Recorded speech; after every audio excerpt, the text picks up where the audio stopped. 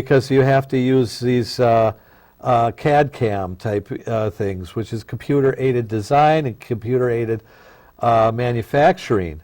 And in those, people have to be able to use those and be able to functionally punch them up. There isn't that many people that are in the aeronautics for landings and takeoffs. I believe we've got one school for that. And if you really take a look at how much they keep saying these people are not having enough replacements to give them the breaks they need because it's a high-stress job, I think maybe that we should have been looking the last 10 years on expanding that school so we could supply all those people that are needed, because I do take the planes, and I know how many times the plane's delayed because of some problems at an airport. Well, and you were talking about, CAD design and the skills that are needed in those fields that are reliant upon CAD design and using technology. My youngest son is getting his certification to be a machinist. And being a machinist today is not like it used to be years and years ago.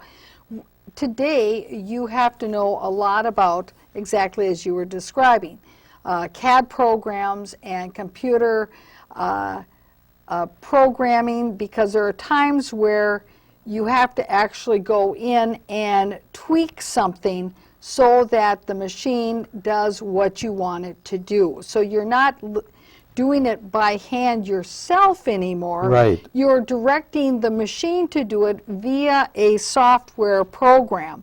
And if you don't know how to go into that and tweak something, you could end up with a whole lot of this one widget or gadget or whatever that's just a fraction, a micro fraction off, but it's still off and it's not acceptable.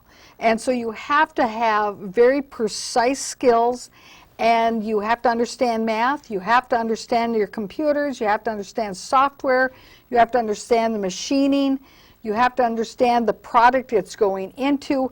So it's very, very complicated, and it involves critical thinking skills. And that's something that I think that we need to maybe focus more on too, is how to give our children better critical thinking skills, so that way when they get into one of these jobs where they have to be a problem solver and say, well, why isn't this machine working, they actually understand how do you do that process of elimination to figure it out so that it is done correctly, because that's how we're going to have to compete with other countries throughout the world. And because other people in other countries can do this, we need to produce our young people where they can do that too. And I think that finally what we should be doing is, before we start giving any educational institution any more money, I think our state should actually go back to the businesses that are out there, like Arctic Cat, Polaris, go back to, well, there is no Pillsbury anymore, but because it's part of General Mills now, if I remember right. Go to 3M, go to Tennant, and all these companies that say, what is the things you want to see coming out of school, and what type of training are you going to need on this for that job?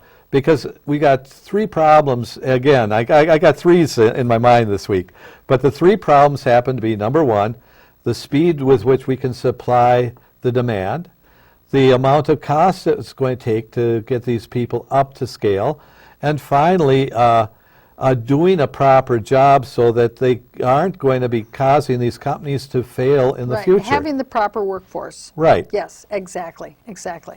Well, we are at our halfway mark here in the Citizens Reporter, so now it's time to flip over to our next topic, where we'll have video film footage.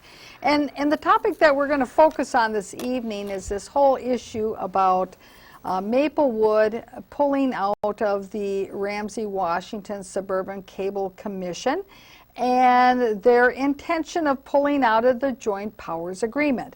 Now, at a recent City Council meeting, they gave some reasons why